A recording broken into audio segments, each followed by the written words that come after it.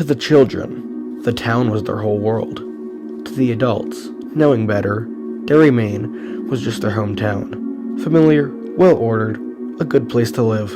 It was the children who saw and felt what made Derry so horribly different. In the storage drains, in the sewers, it lurked, taking on the shape of every nightmare, each person's deepest dread. Sometimes it reached up, seizing, tearing, killing. To the adults, knowing better, knew nothing. Time passed, and the children grew up, moved away. The horror of it was deep buried, wrapped in forgetfulness, until the grown-up children were called back, needing to confront it once more as this ancient terror stirred and coiled in the sullen depths of their memories, reaching up again to make their past nightmares a terrible present reality.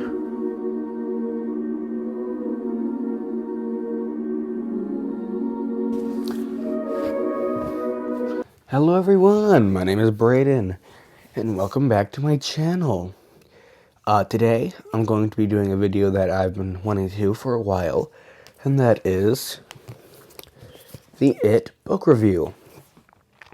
Now, I actually had finished this book back in February, but every time I tried to record it, I didn't think I looked right, or I thought something was off, so I never got around to filming it, and I've also read a few books since then, so it's kind of far behind, but I'm going to be reading it now. And also, sorry if there's background noise. We're playing an event today. So, yeah. With that out of the way, I'm going to tell you some things I liked about the book, and I'm going to tell you some things I didn't like about the book. So, let's go. Now, I'm going to talk about some things I liked about the book. One of the first things I'd like to say is I thought the characters were really well developed, except for maybe Henry. But also he's supposed to be served as like an antagonist, so you don't really need to develop him that much. But you know, the characters had really good chemistry with each other. They felt like real people. You could also tell if a character was speaking as an adult or if they were speaking as a kid. If you don't know, if you've only seen the movies, you probably don't know what I'm talking about. But no, in the book they are like split up into two separate timelines, but they're told simultaneously. So, like, one chapter will be kids, next chapter might be adults, you know, something like that, and then you might switch, so it, like, switches back and forth, and you can really kind of tell if a character that's speaking is supposed to be their adult self or their kid self. Another thing I thought that they did really well was I think the scares are pretty effective considering it's a book. I've never found myself to be scared of books, but, you know, this, considering it's a book, it did kind of freak me out a little bit. I also like the writing style a lot. That's a good thing. He just has such a way with words, and you actually, like, I don't want to go back to the characters again, but I'm going to. He really just makes you feel like you're experiencing the same things the characters are feeling with the things he is writing and saying. Yeah, and I think that he does those things really effectively.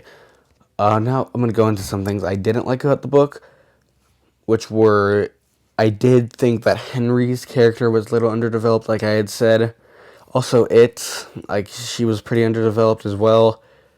But, yeah, like, Henry did not have that big of a role as you might imagine in the adult timeline. He really only came up and, like, stabbed Mike and almost tried to stab Eddie, and failed. So he did not have that big a role. I think they could have included him more. Also, Bob Gray, they keep going back. I know it's supposed to be like speculative or whatever, but I feel like they could have included a chapter in about Bob Gray. I know it's already a big book, over 1,000 pages, but I feel like they could have. He could have added that. But a good thing we have the TV show now, which pretty much does that for me. But yeah, those are really the only complaints I have about... Oh, there is one more. Never mind. Its final form... Yes, I know. It's not actually a spider. It's supposed to be like the closest thing the human mind can imagine to its true form, which happens to be a spider. But I'm not picturing some kind of eldritch horror or whatever. I'm just picturing a spider, like a big spider. and that could have been improved, I feel like, but, you know, that's my last complaint, actually. See, but no, overall, I would rate the book 4.5 stars. It was really good. Thank you for watching my review of it. I know it was a short video, but I don't know, there's not much else to say about the book. But yeah, my next review should either be Jaws or Tenders to Flesh, so watch out for that. And the book I am currently reading is The Exorcist, and it's pretty good so far. I have only like 5 chapters in, I'm pretty sure. Yeah. But overall, yeah, it is a good book, and you should read it. I recommend. Alright, have a nice day. See ya.